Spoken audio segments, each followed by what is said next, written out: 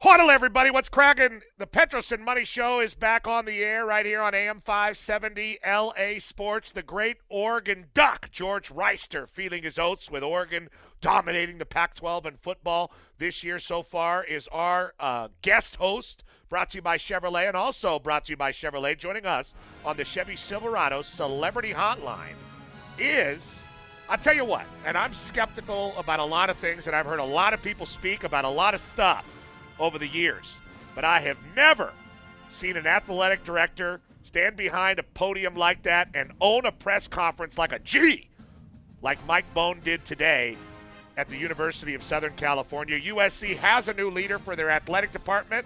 He fits the criteria in that he has done the job at many other places, and he never played football at USC. It's an amazing combo. And here he is ready to rock and roll on the Petros and Money Show for the very first time ever.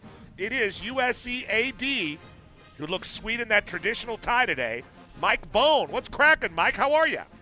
I'm great. That was so kind of you to share that and give me that warm welcome. And as a former Trojan player, I want you to know that you are always welcome at USC anytime. We'd love to have you and your teammates around here, and I think that's one thing we want to do is try and ensure that we're welcoming any former player back in any sport and help them be a part of trying to build this program into something everybody can be proud of.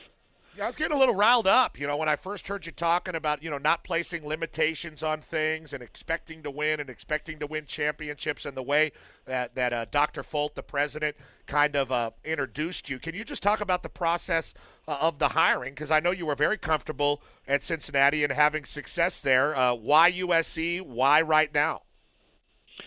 Well, I think it really comes down to being a competitor. I grew up the son of a PE teacher, single parent, and played 3 sports in high school, played 2 in college. I was an all-league clipboard quarterback in college and played a little reserve baseball as well.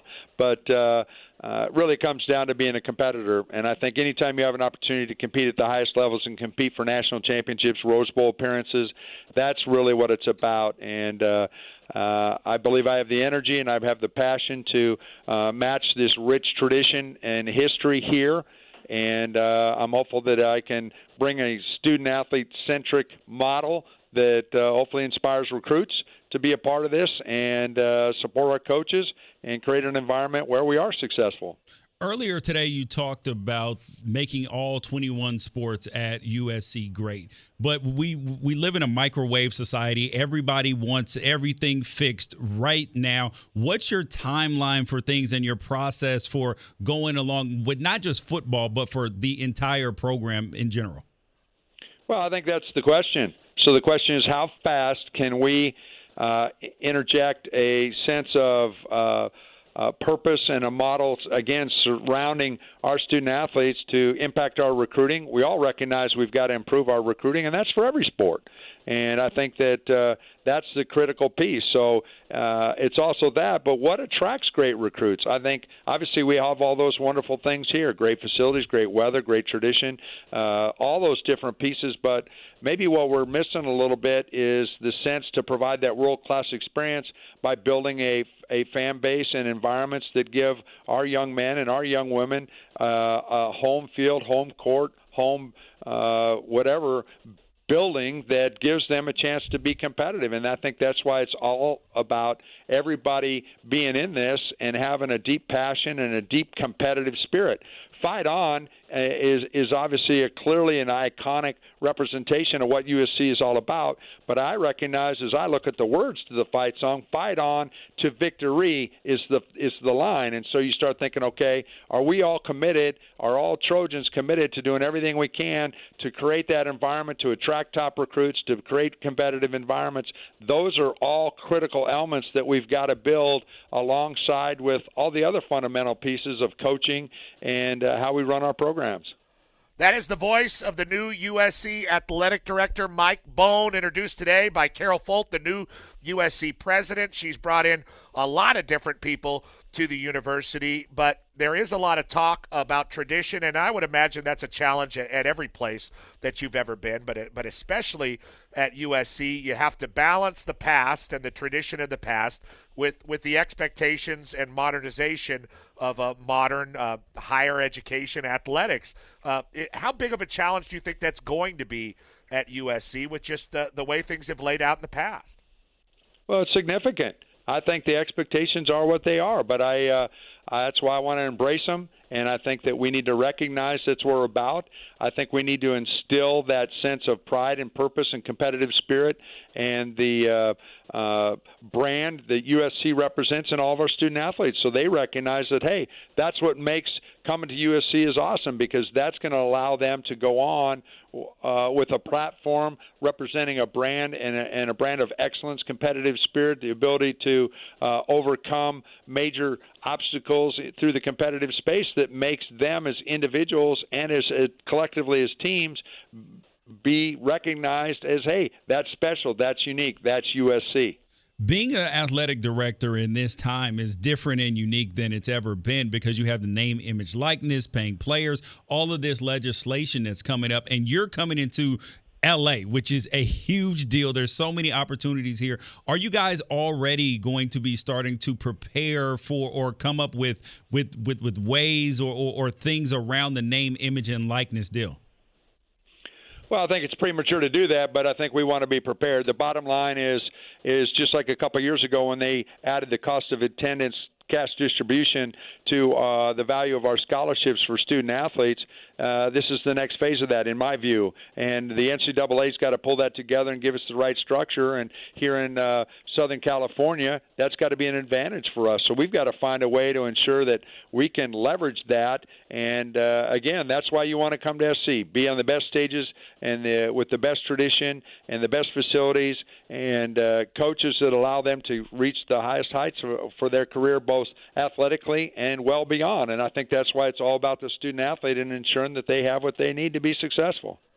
Now, I'm sure that it doesn't surprise you that it's been a long national conversation and very long local conversation about USC. Who's going to take over USC? Who's the new AD going to be? What is that person going to do? And now that person is embodied in you. It's you. You're the new AD. So I guess the question is, where do you start? I mean, there seems to be so much that needs to be addressed and evaluated. How do you start a job like this? Well, I think it's imperative to listen. And, God gave us 2 ears and 1 mouth. I've really got to listen and learn and then quickly ascertain opportunities to lead. And I think really that's the formula. And it maybe sounds trite to some about, well, you're going to listen and learn. You know what? I want to make sure that we're making the right decisions and pulling the right triggers and ensuring that is set up for long-term success rather than some short-term fix. What is your process for handling the football situation? Because everybody knows that football matters the most on college campuses. It makes the most money. That the person leading that job has to be winning. And so what's going to be your process of either evaluating Clay Helton to keep him or deciding whether you need another football coach? Well, I think you got to clearly look at all the barometers of a successful coach: recruiting, student-athlete experience, obviously wins and losses. I think the ability to represent our university with distinction, to be the face of the university in many ways, the ability to rally virtually every constituent together. It's a high bar, and that's why college football coaches are rare that have the ability to sustain winning and putting it together, because it is so competitive. But again, I think our expectations are high of our head coach to do all of those things, and rather than just have our head coach be handed keys, Clay has the keys currently. Instead, it's like, okay, here are the keys, but we've got to be putting gas in the car. We got to have fresh tires. We've got to have it running like a machine. We got to make every opportunity for him and his players to have what they need to be successful. Are we doing everything in the training room, in the strength room, in academics, in their social space,